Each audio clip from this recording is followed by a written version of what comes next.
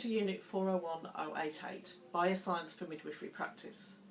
I'm assuming that if you're able to watch this video, you've managed to master your way onto the views site, so that's one big hurdle out of the way for you.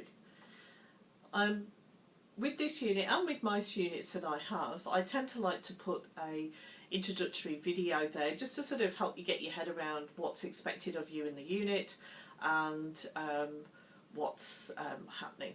So if you don't already know, my name's Fiona Arundel and I'm the unit coordinator for this unit. I'm also the academic course advisor for the graduate diploma in midwifery. I've worked at the uni for over 20 years now and have historically we were always used to teach in the classroom. However, in the last few years we've brought in more blended learning techniques, and this unit really does lend itself to this online learning. There is a lot of expectation for you to work your way through the modules. However, I don't want you to feel isolated, and please contact me at any time if you're concerned. I will be at work during the time that you're studying this unit, so I don't want you to feel like you're on your own and you can't talk to somebody. We decided to put this unit at the beginning of the course because it will give you a really good background into understanding what happens to women during pregnancy, labour, birth and postnatally, and also to understand about the developing fetus and also the neonate. The unit is totally online, which may be a new experience for some of you. You may be used to on-campus teaching.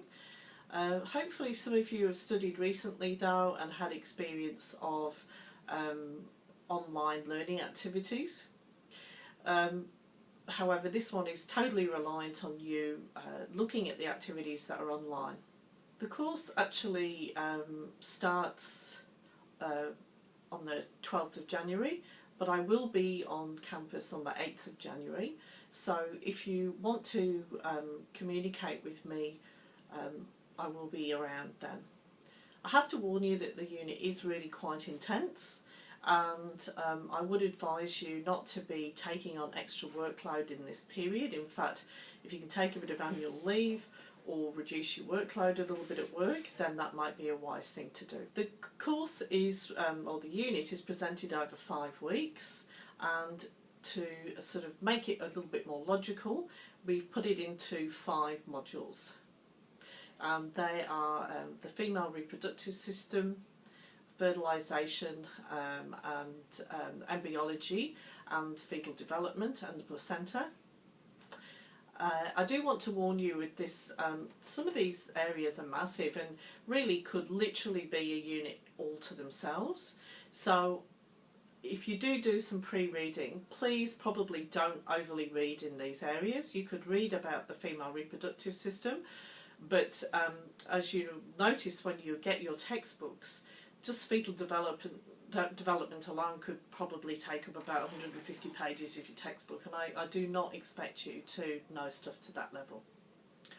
The next module is physiology of pregnancy, then we go to physiology of labour and birth, and then physiology of postnatal and the neonate. So it's got a nice logical progression to it. I will have PowerPoint presentations to explain the content that I want you to know. I'll be really honest, some of the content is just really based on you rote learning something. So for example, the female reproductive system, I don't have an awful lot of content. I might explain to you why you need to know the content, but I will direct you to your textbooks to really take yourself off and learn the cold hard facts. When we move on a little bit further on, and I will point you to where I want you to read from as well, so you know what to do. I also have some other resources that are there for you as well. We all learn in different ways, and some of the videos that I've put up are really visually very interesting and will just help you learn about things a different way other than just reading from your textbooks. And just talking of textbooks, There are 3 textbooks that you will need to have. The first one is by Pearman, and this book is will be used throughout your course. And when you start doing your reading, it might be useful when I ask you to do some pre-read or some reading around the topic. Maybe start reading from this book, because the level of difficulty is not that great. And then when you've got your head around that and you understand that a little bit better, then move to the readings that I give you in your Physiology and Childbearing book, because I think that that will be a lot better for you. And so starting straight at this one. And then another book that you need is this book by Miles, and this book's got lots of quizzes in it, so that when you've done your reading around an area and followed the PowerPoints, you can test yourself and see how you're going with your learning. So they're the 3 books that you really do need to pass this unit. And to be honest, I don't see that you could pass the unit without having the textbooks. Although I have content on the PowerPoints, a lot of the time I'm just trying to explain to you why, as a midwife, you need to understand the physiology. So textbooks definitely need to be bought. Every unit has a learning guide which has quite a lot of detail in it. Every unit that you do throughout the course will also have a learning guide. These are often 20 odd pages long, so these are like a little Bible for the unit. So they'll tell you about dates that the lectures are being taught, content, the all-important assessment items, things like that. Because this is your first time undertaking a postgraduate unit, I will actually have made another little video just running right through the learning guide with you, so that you really get your head around all the content on that, so that when you're presented with other learning guides throughout the course, you'll know what they're all about. So as I say, I've made a video about that. There is a thing called a unit outline related to this unit as well. However, that really is quite undetailed in far as its content's concerned. It's just, don't actually understand why the university still has a learning guide and a unit outline, but all your information really comes from the learning guide. In the unit, there are 3 pieces of assessment. There are 2 quizzes that will be undertaken online. This may feel a little bit overwhelming for you, but we've run this successfully now for a few years and there haven't been any issues. So the system does work. Because you're all busy and you've got different things happening in your lives, what I've done is that the quiz is available for a 1-week period, and within that 1-week period you can go in and do the quiz. But once you go to do the quiz, once you've started it, you have to complete the quiz, if that makes sense. So when you feel like you're ready to undertake the quiz, you enter it and you have 30 minutes to complete it. You can't come in and out of the quiz. However, you have a 1-week time period to undertake the quiz.